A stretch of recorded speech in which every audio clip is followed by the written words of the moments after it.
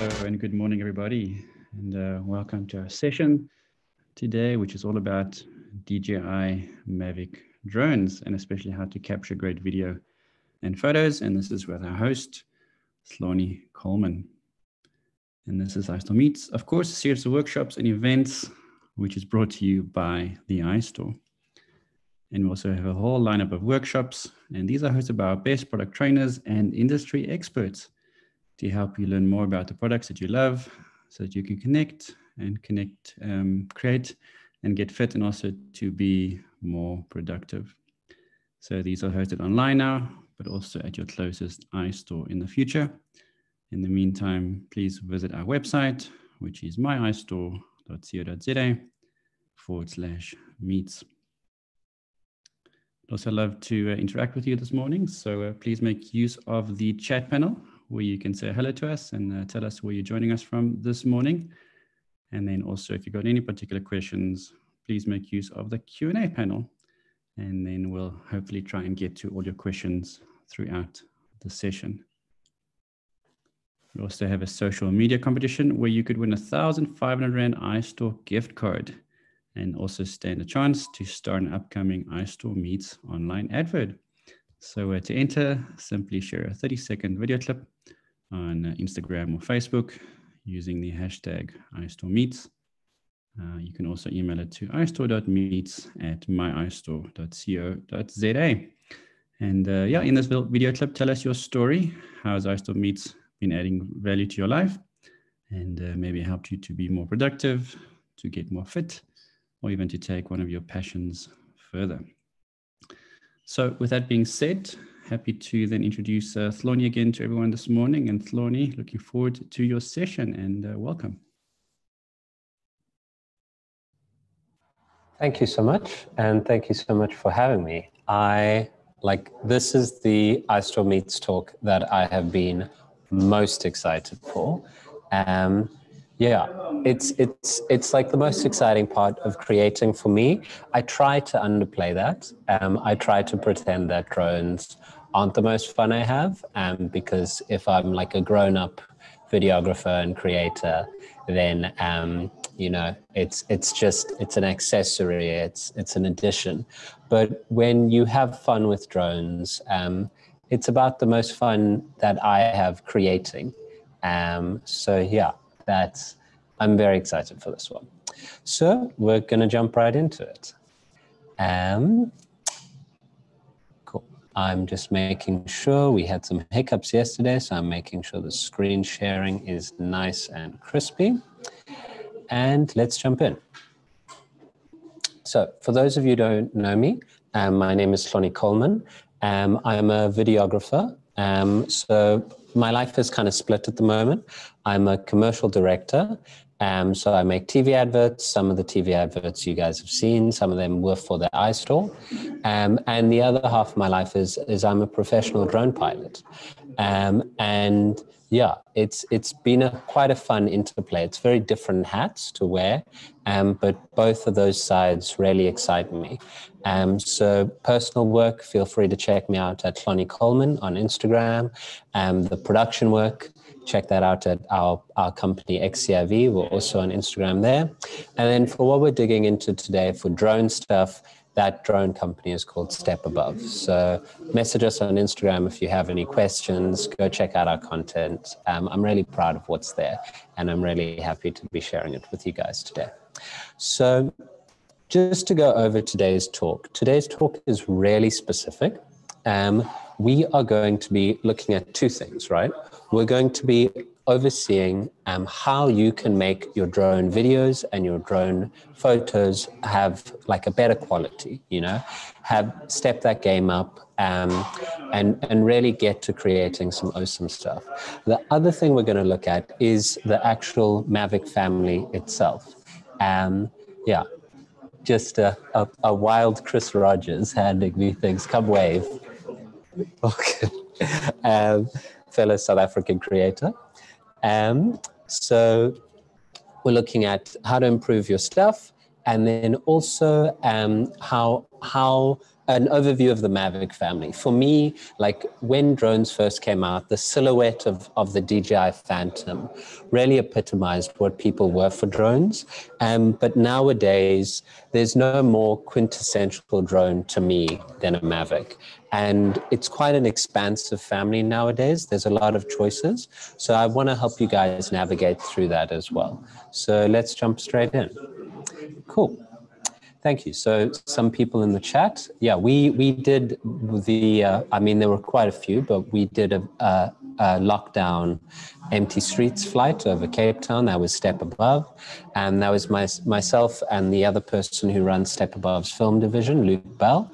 And yeah, we were very proud of that. And it was a very eerie way of engaging like with the country's current context. So yeah, that was fun. One thing I'm not going to touch on today, and there's a specific reason for that, is we're not going to go over drone laws in South Africa. There's two reasons for that. One, we're doing a very specific drone laws dedicated webinar on the 6th of August. And I'll be doing that alongside Philip Kent from Legalize, who's our kind of legal liaison when it comes to that stuff. And we're going to go super in depth and have those chats and map it all out for you guys. So we could have an overview of the drone laws in South Africa because they're quite complicated. And the second reason for not touching on that today is so that we can collect all your guys' questions now. So if you have questions for this seminar, then please post those today.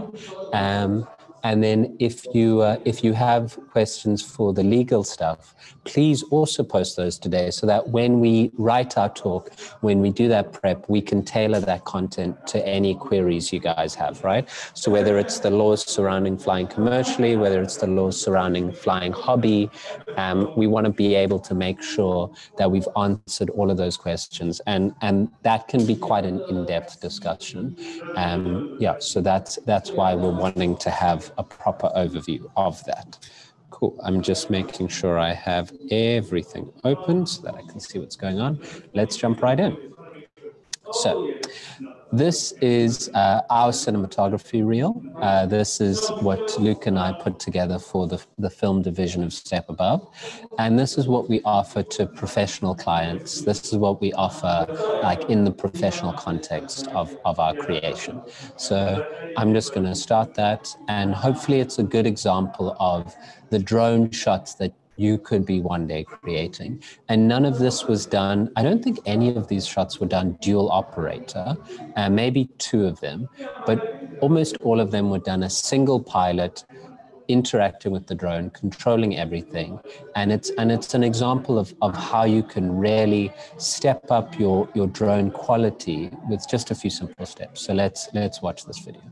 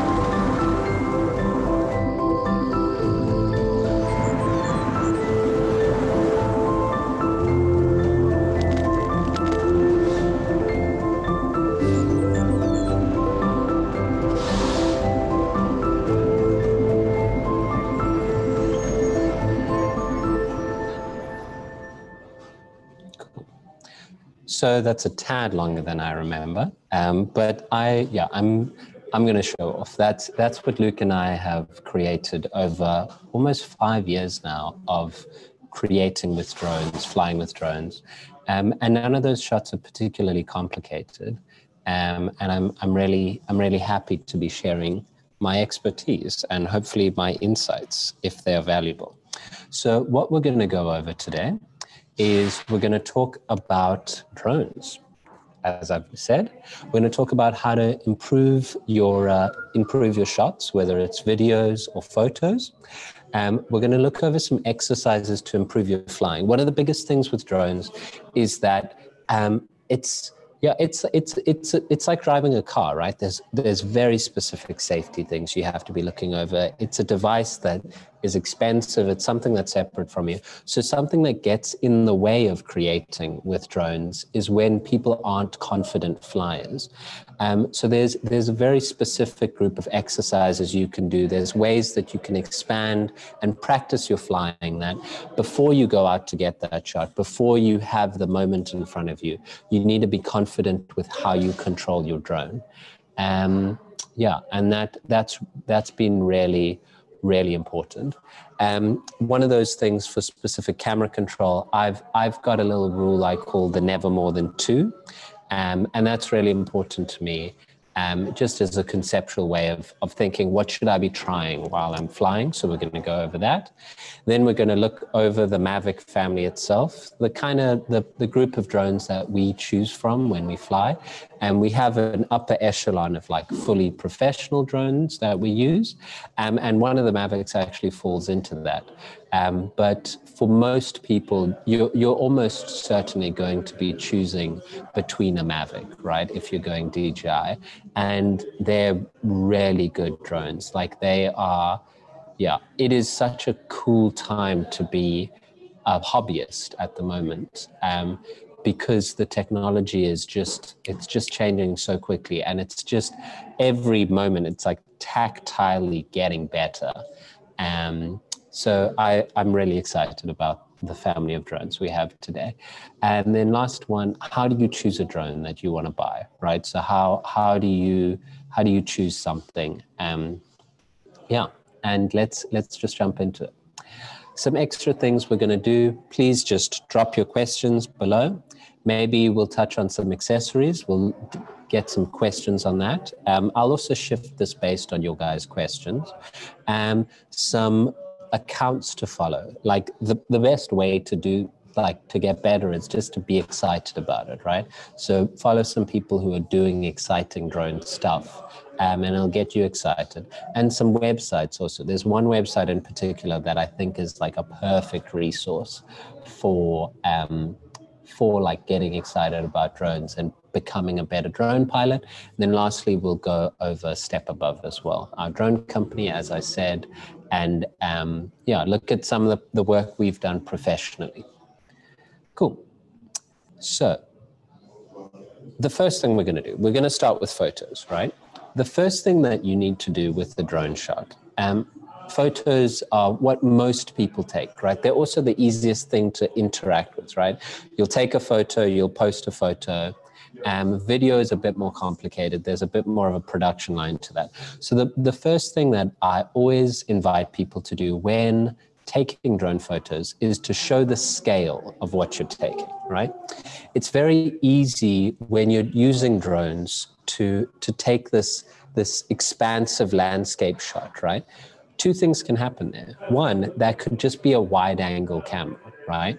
That could just be like a camera that you've put on a hill somewhere that doesn't really communicate that it's a drone shot. But two, it also doesn't show you how big and wondrous and vast this landscape is, right? So all three of these shots are mine, and all the shots I'll be showing you today, it's my content. I'm just making sure I have Q&A open. Anchor your shots in some scale, right? If you look at the photo on the right-hand side, it's this wondrous open landscape, and you have a tiny person there, and that's what tells you how huge those rocks are, right? If you have a car there, it shows you just the expanse of the darkness and the adventure to come, you know. And then on the left-hand side, it's just a good way. We all know how big a car is. We all know how big a person is.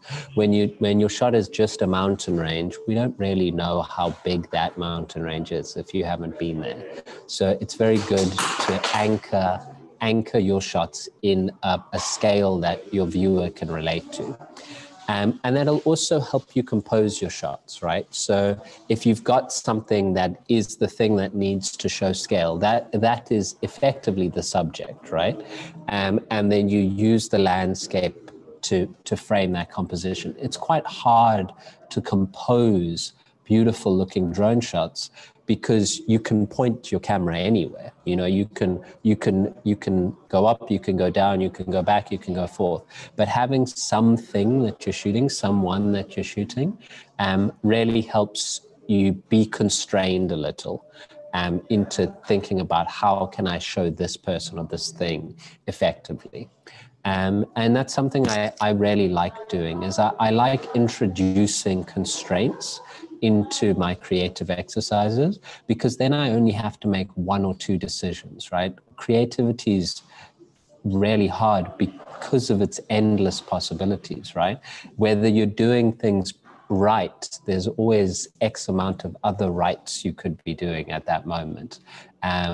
So yeah, I like to introduce constraints.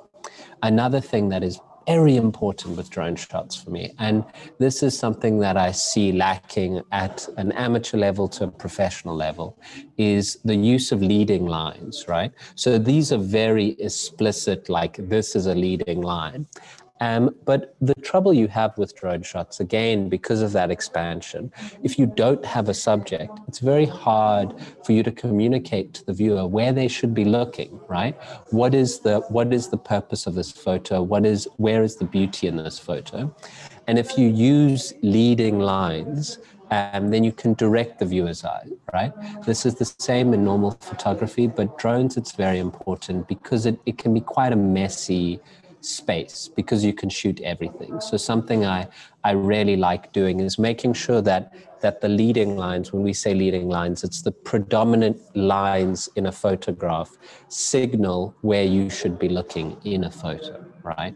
And that's something that I really use, and it's a great tool because then I don't have to think, will they look at that thing?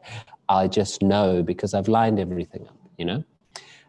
So whether you can even do this laterally, you can do this however you want. Just make sure that the viewer's eye is not being drawn somewhere other than where you want them to look. I mean, a great example is if you look at this actual composition behind me, I'm quite off center, right? So if you look at the lines of the room, the kind of natural focal point where your eye ends up is actually in this space over here. Thankfully, I'm quite a big subject. I'm quite a large subject. So you know that it's all about me and I'm in the middle of the shot, right? So you know that I'm the thing of importance to look at. But if this was a drone shot and I was a tiny pinprick in the distance, you'd end up looking here instead of here, right? Because everything else in the photo is telling you to look here. When you post your photos, when you post your videos, you don't have any other dialogue with your viewer. You can't tell them that thing on the hill was the thing that was really important to me. You have to tell them in your composition. And I think that's where a lot of people fall short. They'll get like a majestic shot of something from a high perspective that you don't normally get. But unless I know what I'm meant to be looking at, then it doesn't really have the same emotional connection to me. So direct your viewer's eyes. A new perspective. The most exciting thing about drones is that, like, I've had the chance to do helicopter photo shoots and helicopter video shoots, right? But very few people have had the opportunity to see what the world looks like from above, right? Especially in rural areas, especially in places where there's no tall buildings. So use the drone to take something familiar and just shift it a little. The thing that you should do is you should recognize the thing and then go, I've never seen it like that, right? And these shots are good examples of it. Perhaps not the best examples, but I think that these shots really excited me because I'd seen all these things. I'd hiked on Lion's Head. I've been on a boat before, but I've never seen it from that third person angle. And really only drones or a camera on a stick, which is one of my suggestions in hacks sometimes, is the way to see that, right? Cool. Another perspective that is the most obvious perspective from drones is the top-down shot, right? These are photos again. And the top-down shot, more than any other shot, it's just about composition. It's a painting, it's a mural, it's a snapshot, right? And unless you compose it properly, it's not going to look like anything, because like it's just about those textures. It's just about those spaces you move through. So it's this duality of like a new perspective, but then also this is like pure composition. It's life abstracted. And top-down shots are often the things that people connect with the most because they're most obviously a drone shot, right? Like this is what drones are for. You cannot really get this with any other camera unless you're in the air yourself. So this is quintessentially drone, but more than any other shot as well, composition is important here because I need to know where I'm looking at. I need to know what I'm looking at. And I need to know like how I should feel about that thing, right? So that's the top-down shot. So that's all photo. And we're gonna jump into some video stuff, but I'm also just gonna check if there are any questions. It doesn't look like there are, so long. But please feel free to post any questions you have. I'm here to answer them. You guys have me for the next 37 minutes, unabashedly, and probably longer. So feel free to ask those questions. I'm going to play a video and I'm going to mute it and talk over it because this is something that I did very early on in my career, right? We don't really make just drone videos anymore. But this was kind of a good foundation. This was the first time I ever took my drone out and like made a complete video with it, right? A checklist before you take to the air. Okay, I will definitely answer that from Zane. So is that a creative checklist or like a or like a safety checklist? Cool. So this is let's go through the checklist actually. So Zane, your question, any chance of a checklist before you take to the air? So as from like a safety perspective, definitely. You should have like a practice of how you approach your drone and how you set your drone up when you take off, right? So for us in a professional context, as step above, we have specific procedures we follow, and they're built on the same structures as like a commercial pilot does before he takes his aircraft off. But even before then, there's some pretty basic things that you should get into a habit of looking. The most embarrassing drone mishap you can have, the most unfortunate and gut-wrenching one you can have is having a propeller come loose, right? There's obviously more dangerous ones, but having a propeller not properly secured, that was just your fault. The really nice thing about the Mavics is they have this very specific lock-in mechanism that it's very hard to not have correct. But yeah, one of the websites I'm going to show you has a very good like dialogue for like what you should be thinking about before you take off, what you should be checking. Basic things for us is also like you want to make sure that like you have the ability to create want to create? It's a good question, but it's a bit of a tough question for me, because then I kind of dip into like telling you how to operate your drone, and that's not what I'm doing today. Also, yeah, I don't know what the situation is in the laws in South Africa. So the only thing I'm able to tell you in terms of like teaching, the only thing I'm able to tell you is I'll direct you to some good resources, and then I will also give you good creative tips. So how do you take photos at magic hour with your drone? Let me answer that from Faisal, right? So actually almost all of these shots are taken magic hour, the golden hour. Something that I really like to do is like, and this is actually like my number one drone / like photo hack, is the shot in the middle. It's not one photo, right? So the old Mavic, the camera used to turn 90 degrees, but you kind of lose quality there, and you also lose perspective. If I want to get a nice wide expansive shot, especially a shot of like showing perspective, showing those long shadows, what I do is I go to the bottom of my frame, I keep the drone still, and I take a photo, I pan up, I take a photo, I pan up, I take a photo, and I make sure there's some overlap on those on those photos as well, right? Just to ensure that like I can stitch it properly. But that's a great way of getting like a truly expansive shot.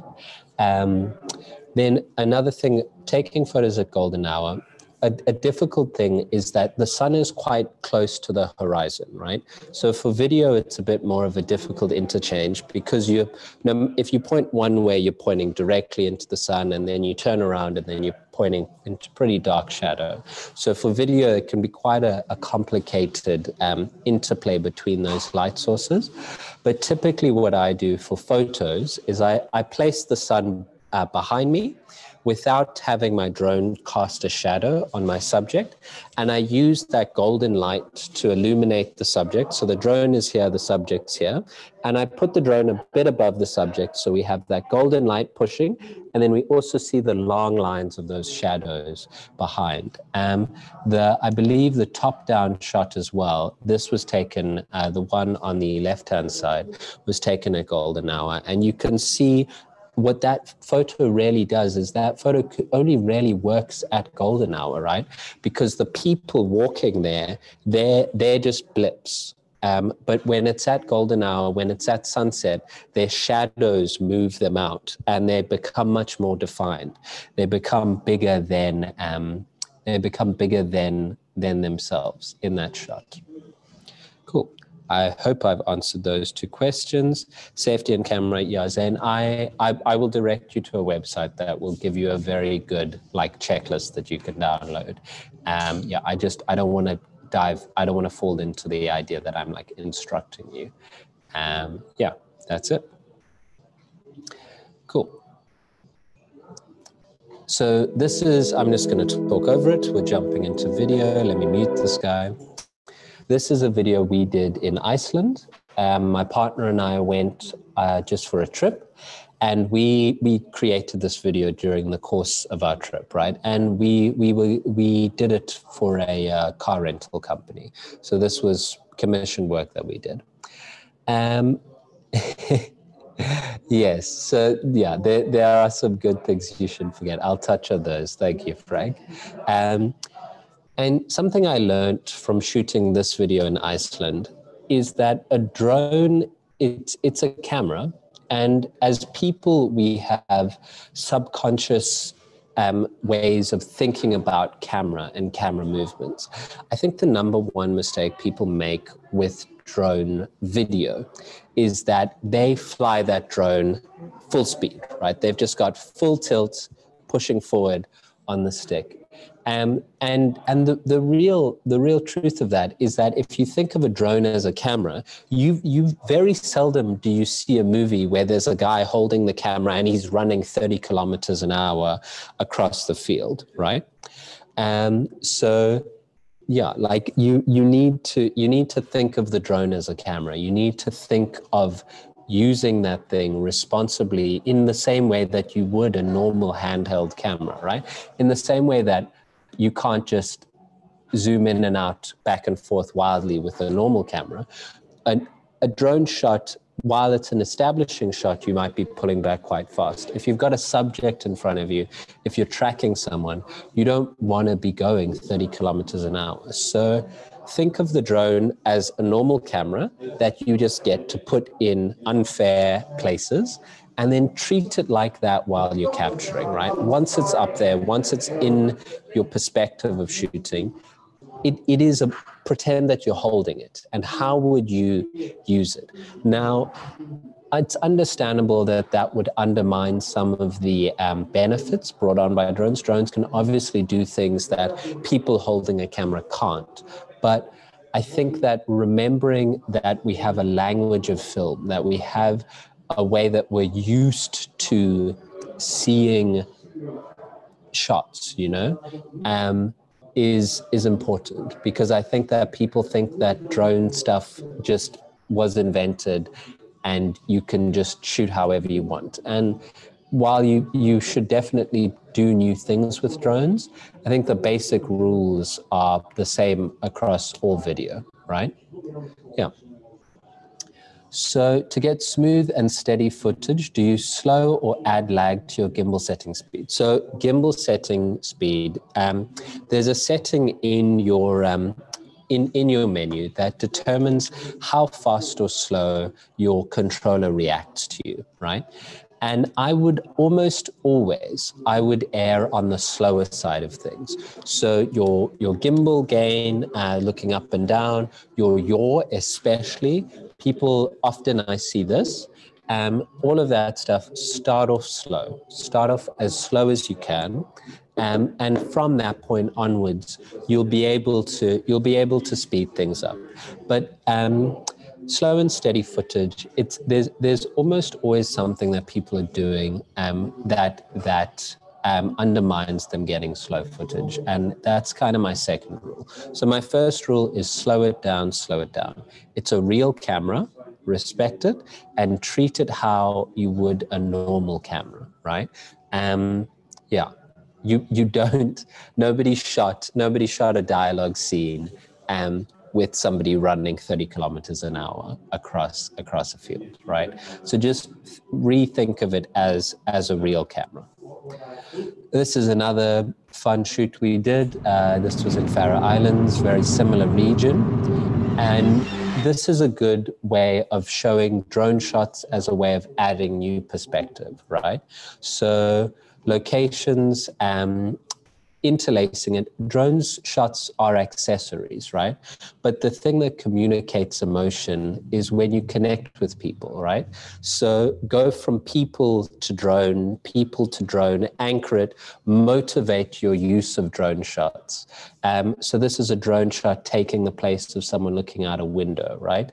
You show someone on a boat, then you show the boat. You anchor the person on the cliff, then you show the drone shot from the cliff. It's important to anchor your drone shots and motivate them. I think something that my first video fell short on was the fact that it was just drone shots, right? So you never connected to people. In all fairness to past me, who I'm very deferential to, the character of that video was the car, and the character was the rental vehicle, you know. But if your film's about people, connected with people, don't just use drone shots for no reason. I'm not sure. Let me just check the exercises. Cool. Okay, I've jumped to never more than 2 because of Tanya's questions, and they're very good questions. So I have a rule called never more than 2, right? And I use this with handheld footage, and I use this with drone footage as well. The temptation, especially when you're using a gimbal or a drone, is to be doing all of the things at once, right? I'm moving the drone back while I'm lifting the gimbal and I'm rising in the air, right? Or I'm panning the drone from one side, I'm also yawing, and then I'm lifting the gimbal as well, or pushing the gimbal down. And think of each of those things, pulling back, pushing forward, side to side, yawing, or doing a rotational, and then adding that gimbal movement. Each of those things is one thing that you're doing, right? And most of the time, one thing is just good enough, right? For you to get an establishing shot, you just need to pull back. For you to get a really nice establishing shot, you can be pulling back and yawing up, right? For you to get the most complicated, expressive establishing shot, you're rising the drone, you're pulling back, and you're lifting the gimbal, right? But what often happens is when you do all of those things at once, you end up stuttering in one thing, right? The most important thing with drone shots that I see, and when I see bad drone footage, if people have composition correct, it's stuttering, right? It's doing this, and then I see a little movement this way, or it's doing this, and then we stop, and then this. What I really want to see from your drone shots, and what I want to see from my drone shots, is a continuity of movement. A drone should be as if it's this camera held by God that you're just slowly pulling back, right? Or maneuvering around. And I never want to see this thing, right? Because that introduces the idea that there's an operator, right? So the secret to getting really smooth drone shots is to never really be doing more than two things at once. Pull the drone back and then slowly rise the gimbal. Because what you're doing with your hands, let me get a controller out. What you're doing with your hands, what you're doing with your hands is two things, right? And it kind of becomes an automatic movement. And you're also only ever doing one thing on each control surface, right? So you're pulling it back, and then you're rising with the gimbal, right? So these fingers are doing something just like that. And then, so this is doing it, and this is doing it. And those things I can just get right? To begin with, just do one thing. But when you start doing this, and then I'm rising, that's a constant movement. That might work, that's nice. But if you start introducing yaws and rotations, know that you might get a better shot, but you damn well better get a smooth shot. That shot might be technically better, but if it's not smooth, it's not better than the more simple shot, because it should just be a smooth shot, right? Something that people are also asking is to get really smooth footage, do you slow or lag the gimbal setting speed? I already answered that. What frame rate do you shoot in for smooth footage? Frame rate is super simple. If there is something in the frame that you know how it moves, or you have a sense of natural movement, in film there's something called the 180 rule, right? And in South Africa, we shoot at 25 frames per second. So your shutter speed should then be a 50th of a second. And what that is you're doubling your frame rate to match your shutter speed is doubling of your frame rate. And the reason we do that is that when you look at my hand, and do this in front of you, your hand's not crystal clear, right? There's a natural motion blur that your vision sees, right? You're not used to seeing the world in crisp movement as it moves across a frame. And the 180 rule is our best way of approximating that natural movement. So you might not know that you have a specific perception of motion blur, but subconsciously you'll see that. So a very good example of this is there's quite a few movies recently that have been shot using slow motion, right? So Gemini Man is kind of the famous one. And something that film lacked is zero motion blur, right? Because it's capturing at 125 frames a second. So every 120 frames a second. So every moment is crystal clear, right? And nobody, if they move across a room, they're crystal clear as they move. So in your mind, part of you is like, but that person is walking really quickly across a room, right? They're not running because they're not motion blurred. And that's a great way of making the drone camera feel natural, even as you're panning above a mountain or past some trees.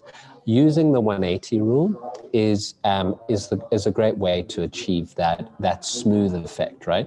So it's a mix, never more than 2. And if you are going to do more than 2, you better do it right. You better do it correctly. And then 2, use the 180 rule. The thing you need to achieve the 180 rule a lot of the time is natural density filters, right? If your drone doesn't have a variable aperture, if you can't change the f-stop on your drone, then you need to put a filter there that reduces the amount of light going in, right?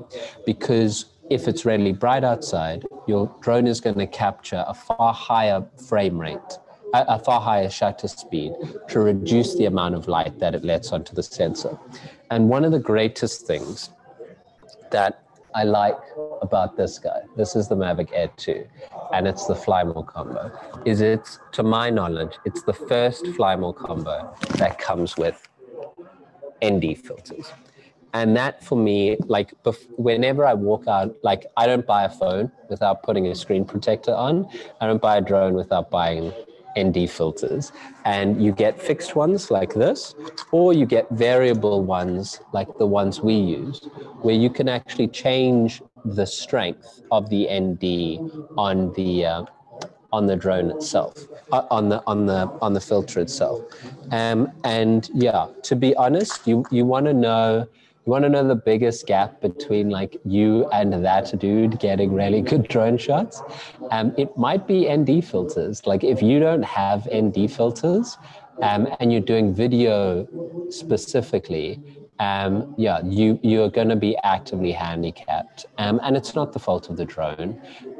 You have drones like the Mavic Pro, where it has a variable aperture, but that aperture only has a specific range. So you need ND filters, and these go from like this is a 5 to it's a 1 to 5, and then you get 5 to 9. And you get ND 1000, so you can point your drone directly into the sun and still get like good motion blur. So number 1 tips for smooth drone footage. My rules of drone video specifically: slow it down, slow it down, slow it down, slow it down. Please slow it down.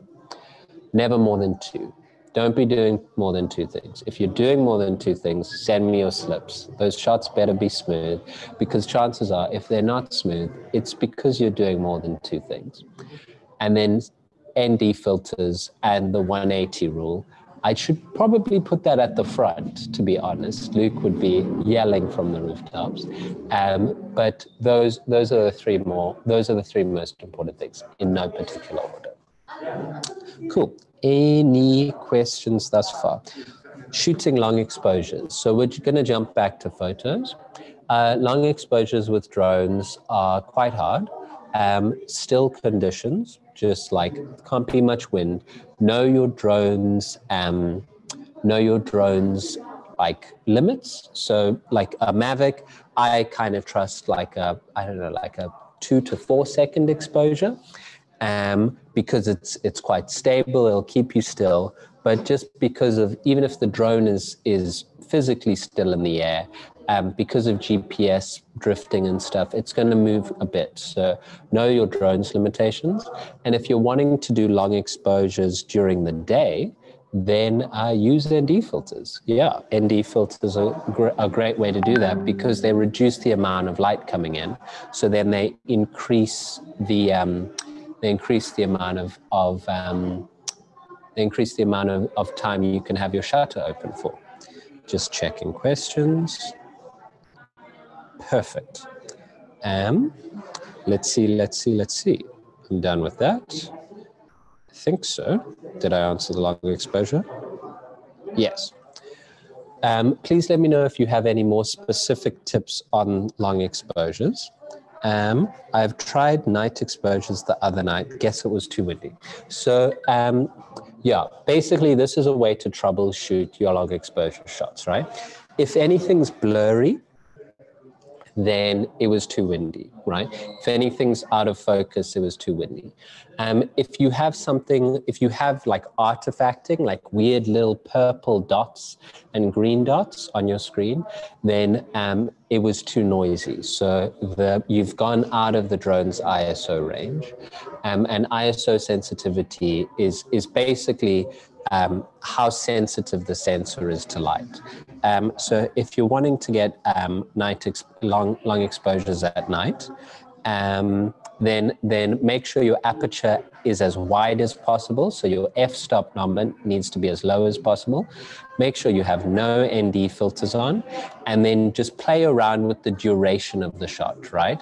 Just go like start at 1/5 of a second, then a 30th, like ramp it up, sorry, go 30th, a 5th, 1 second, and see where your drone is comfortable at. Also, don't place your drone near any, like a tree or a building, because that kind of creates wind alleys. So even if it's a small amount of wind out in the air, if you put it next to a structure, it might be getting buffeted by normal wind or the wind that the drone is creating itself. Cool, hopefully that answers it. Best time to set, what is the most you can do with a Mavic? This is for long exposures. You're rarely going to have to experiment, because what you can do is you can take a 2-second exposure and you can do it at ISO 400, right? But that depends on your comfort level of noise, right? If you want to get like a long trail of a car, it's going to need to be longer than shorter, but you're rarely going to have to experiment. Often, especially with like handheld cameras, you have the benefit of it being right there, and you can change all the settings. But with a complex shoot like long exposures, yeah, I would definitely just experiment for yourself and almost reserve a battery just to be checking your settings out and making sure everything's running correctly. Yeah. If you guys are posting questions, also just post what model you have. So like not just a Mavic, but like I have a Mavic Air 2, or I have a Mavic Pro 2, or a Zoom, or a Mavic Platinum Pro, that kind of thing. Yeah, because it's starting to be a storied history of Mavic drones.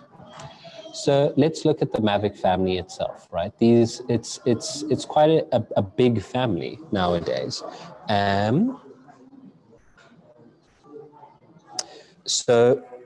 Thank you. I see your question, Anonymous.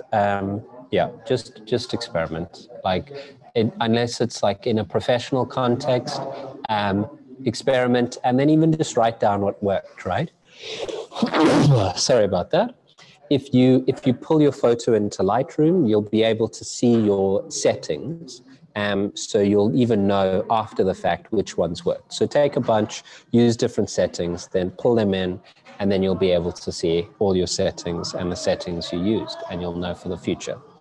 Mavic family, super expansive now, right? It started, I don't know, when did the Mavic family start? It started a while ago, but for us, obviously, it was the Mavic Pro, right?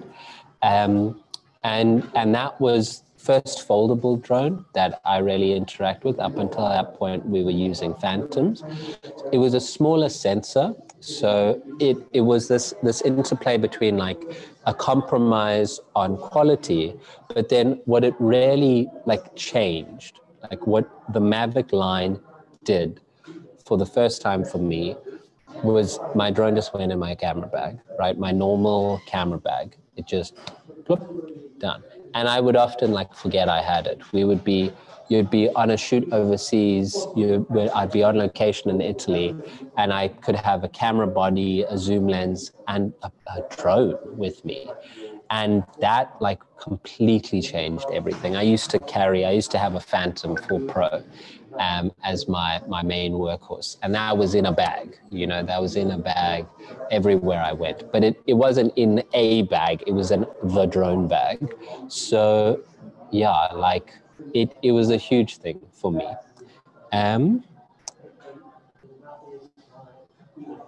Cool. I will answer your question on safety while flying and not feeling worried about losing it, because yeah, drones are expensive.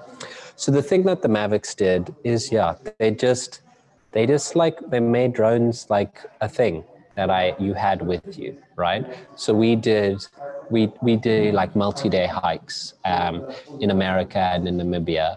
And when I thought about bringing a drone, I would have to bring like my day bag with all our food in it and then a drone. But yeah, the Mavics really changed things to the point that it became another like piece of gear.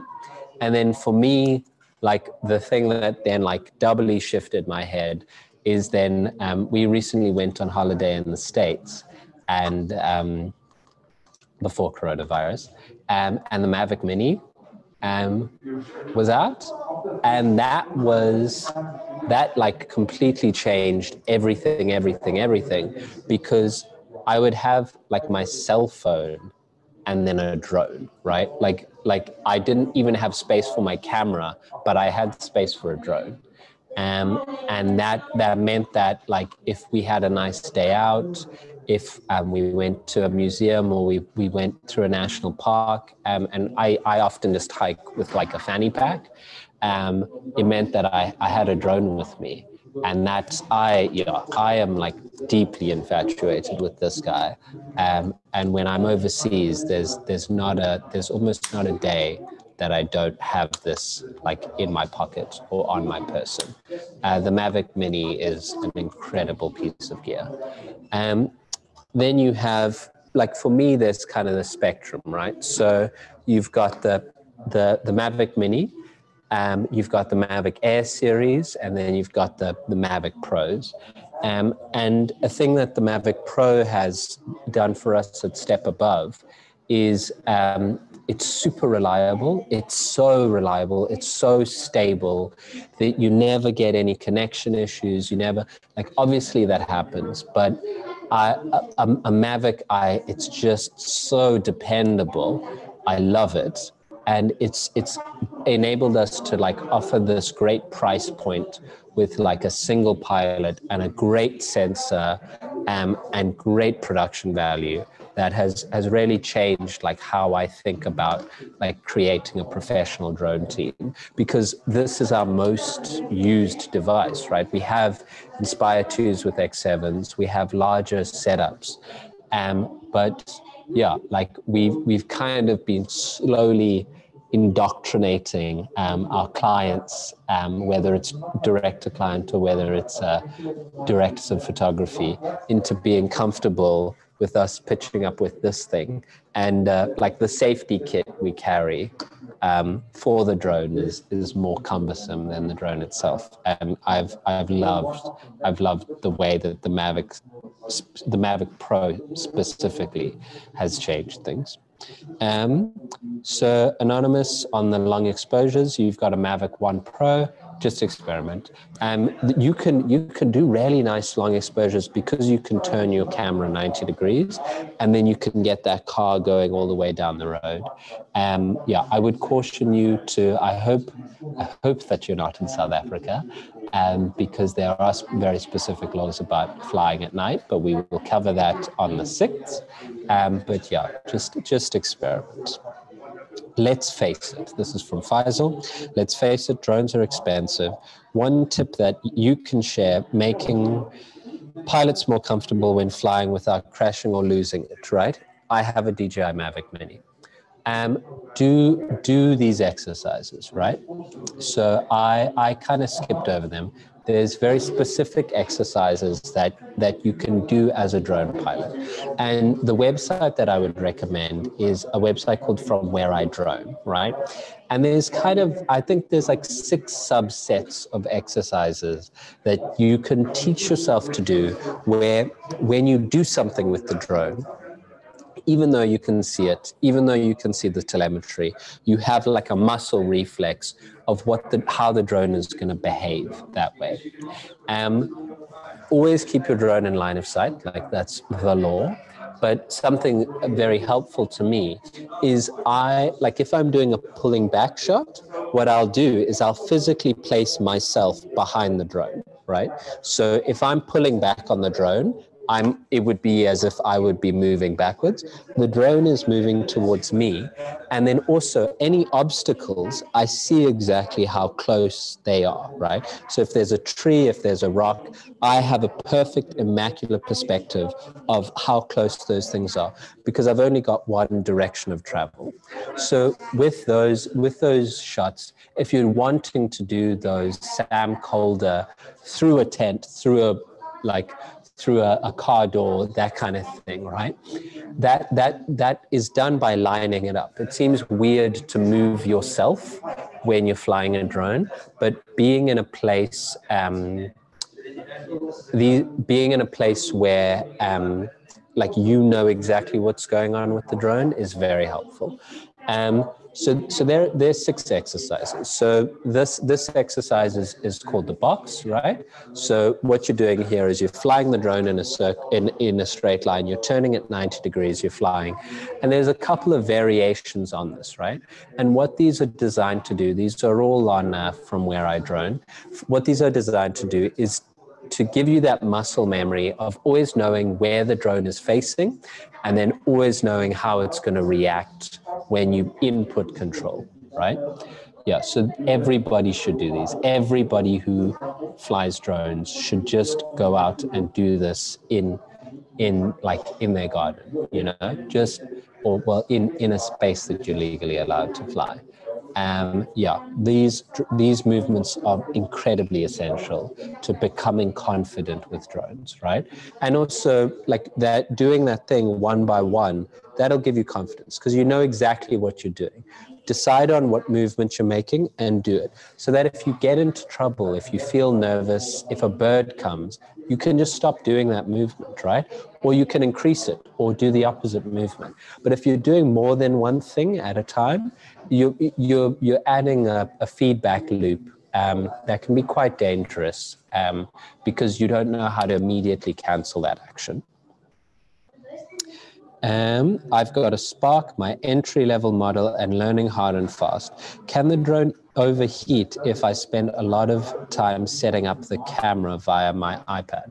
So lithium-ion batteries, the batteries that power our drones, are quite sensitive to heat. And they're quite sensitive to temperature. So definitely don't let your batteries overheat. It can happen in South Africa, because we have real sun. The sun is not a joke here. Wear sunblock every day, please. So I avoid putting all of my equipment in direct sunlight for an unnecessary amount of time. If you have a Spark's small enough to kind of set it up, get it connected to satellites, and then if you're messing around with things, just make sure it's in the shade. Any electronics you have, just keep them in the shade as much as you can, really. Those exercises will help a lot if you ever want to get your drone license. I can neither confirm nor deny that, Tanya. I'm not an instructor, but yes, they are very helpful no matter what level of expertise you're hoping to achieve. What becomes, and this was just me saying how quintessential the Mavic has become in my mind. A drone for me is no longer a Phantom, it's a Mavic. It's a Mavic shape. How to choose between what drone to buy.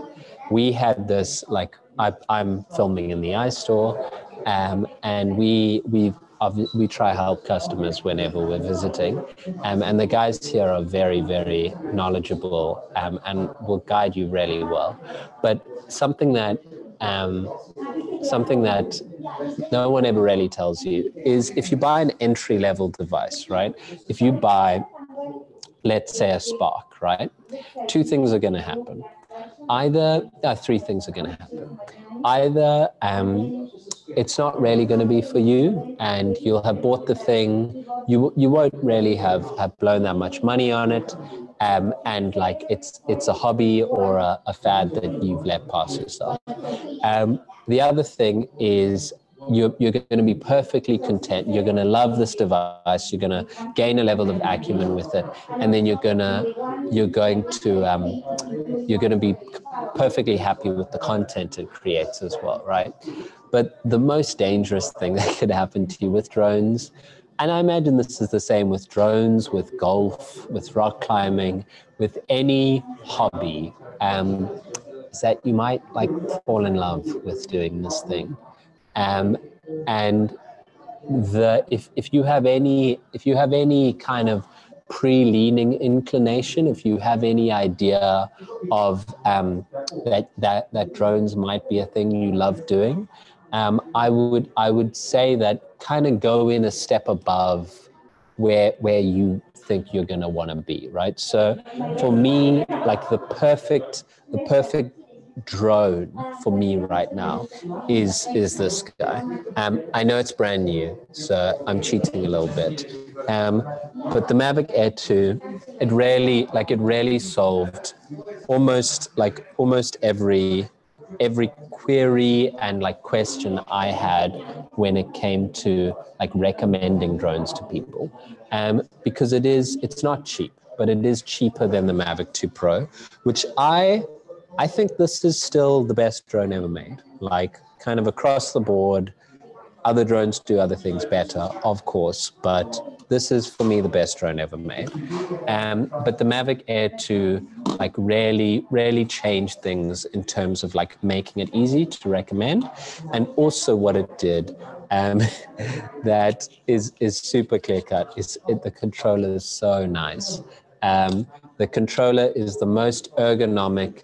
It's the easiest to set up. It's the easiest to leave set up, and it can hold like all the phones. It can hold my phone no matter what case it's in. I don't.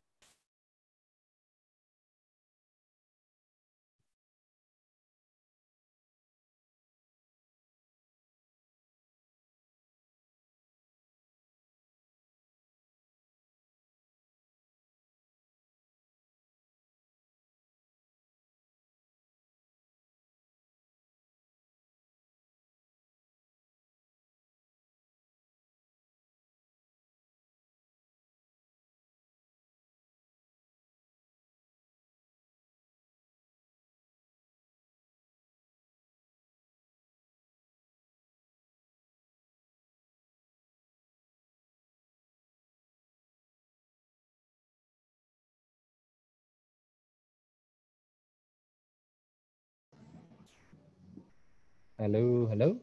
I can see an input. Let me know if I'm back in the chat. Perfect. Thank you. I have no idea what happened there. Perfect. Let me go back to screen sharing. Actually, I don't necessarily need to screen share. I think we might have exhausted the keynote. No, very important piece I need to screen share.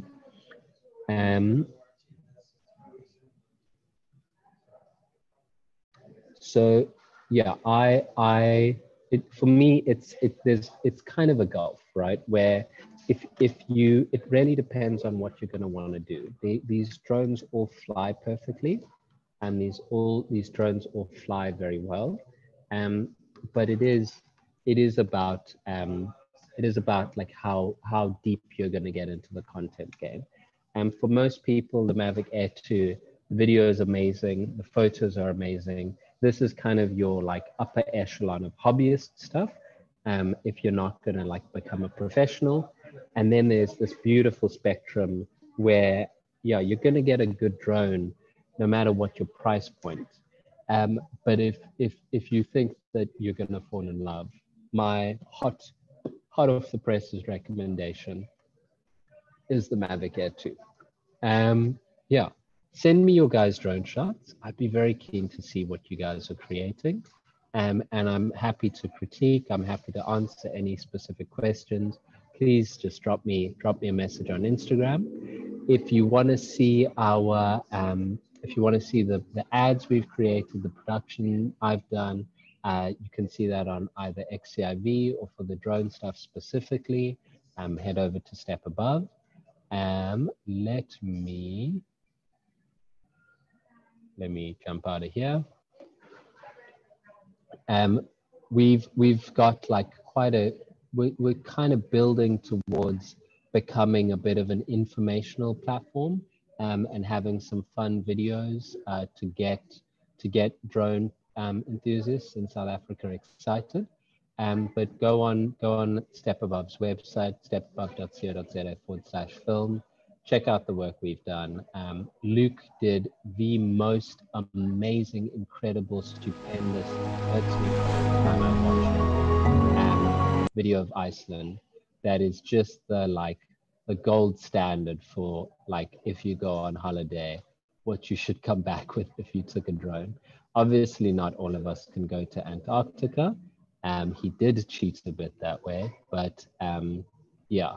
It's just this amazing masterclass in shooting slowly, shooting precisely, and just capturing subjects, you know, using drones for the right and alternate perspectives. Yeah, I absolutely love it. Yeah. So come check us out and drop us any questions you might have. Also, go on and go check From Where I Drone.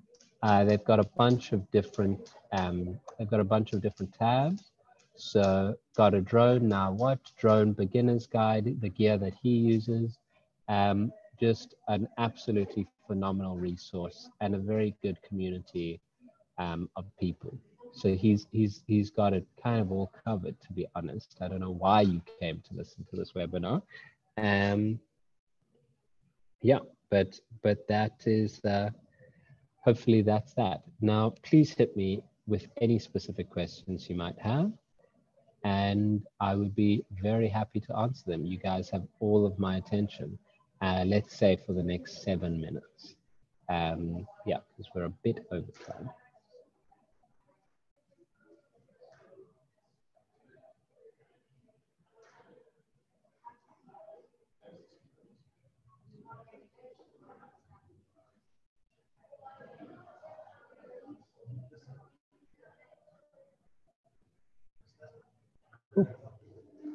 It's looking like we're not getting any specific questions.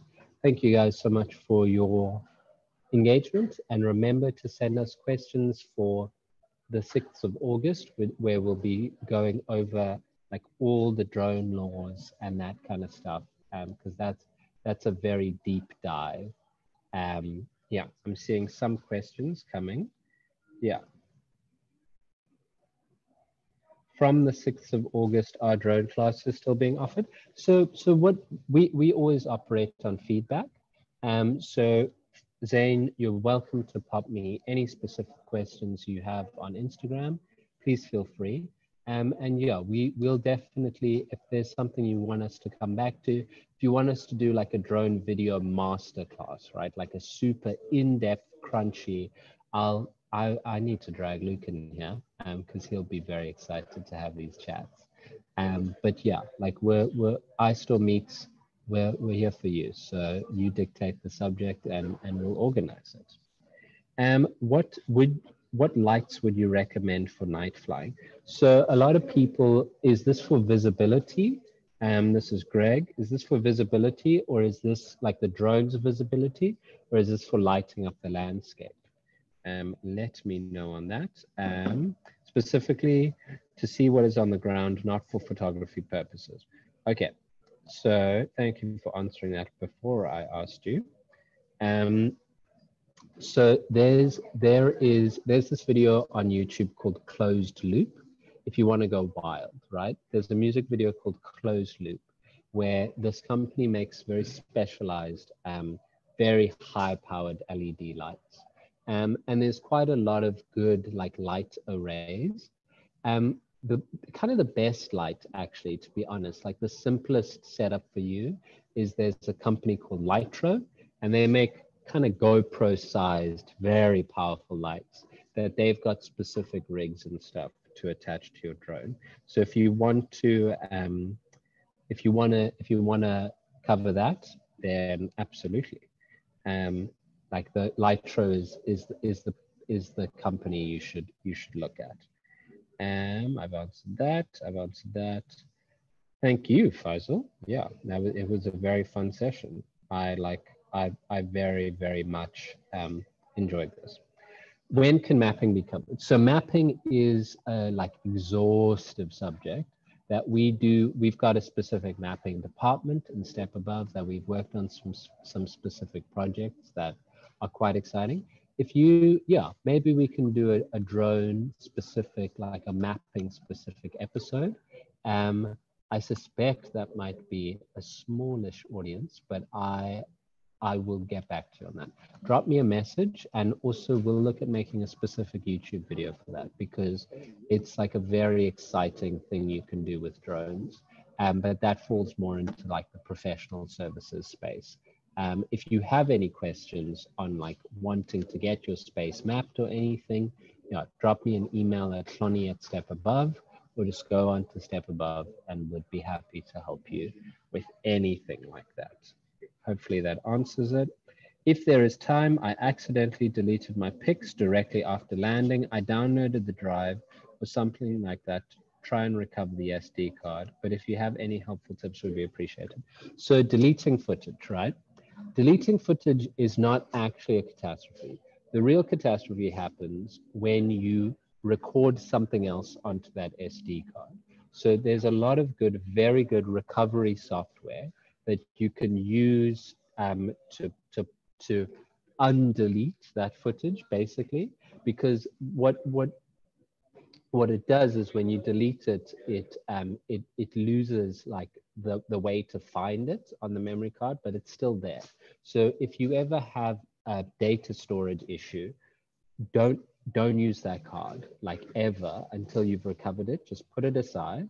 And then there's specific software that you can use to recover it. So I will tell you the name of our specific software. Let me check. The name of our software is Ease US Data Recovery Wizard. Not the snappiest name. No, not the snappiest name at all, but it's been phenomenally helpful. And if I were to tell you about the times that it saved me, it would be anxiety inducing. But there are similar products. It's a paid product. It cost me about 1,000 Rand. And I bought it in 2015. Apologies to who I was working with on a job in 2015. But I did get the data back, and it's very helpful. And if you're ever doing anything for anyone else, like just make sure you have a good data recovery practice. So it's Ease US Data Recovery Wizard. It might be a bit different now, but also just give it a Google, really. The biggest advice I give to you is if you ever lose footage, just never use that card. Like, do not write new data onto that card. Just keep the card aside, and you should be able to recover it. Cool. Thank you so much, Greg. Yeah, please, and send me your guys' stuff. Ever tried 360 camera on drones? So we have Luke made a rig. When he went to Iceland, he attached the original GoPro Fusion to his camera and to his drone. And we've done a couple of different versions of 360 camera from a drone. I'm not sure if we have any of that posted, but Insta360 has just a mount that you can put on a Mavic now, where it's their 360 camera separated, like brained out, with all it works very well. It's designed to be put on a Mavic. So Frank, I would, if you're really interested in that, I would look at the stuff that Insta360 has done, and the Mavic. Yeah. As I hope that helps. If it doesn't, just send me a DM. I'd be very happy to like help you. Yeah. Normally it's, they are they are us proof. Oh yeah, sorry. So if you delete something, it gives you some time to recover it. Yeah, and I think that's where we're going to end off. I'm just going to take a peek into the chat. Also for the 6th, would be great to go through the process. Step above goes through to get all the permissions for a site assessment for commercial operation. Okay, so that's an interesting one. I think that the 6th is going to be quite full in terms of like, yeah, just going through like what the drone laws are in South Africa, because not a lot of people have like an immaculate insight into that. But we will, yeah, we'll look at like the specific practices you need to follow generally. It's actually for a specific site assessment. It's not anything secret. Yeah, we have specific pre-flight procedures, post-flight procedures we follow. Those include, among other things, a site assessment and like a risk assessment of where we're going to fly. And then you just need to get permission from the property owner specifically. Depending on the airspace, there's obviously other things you have to follow.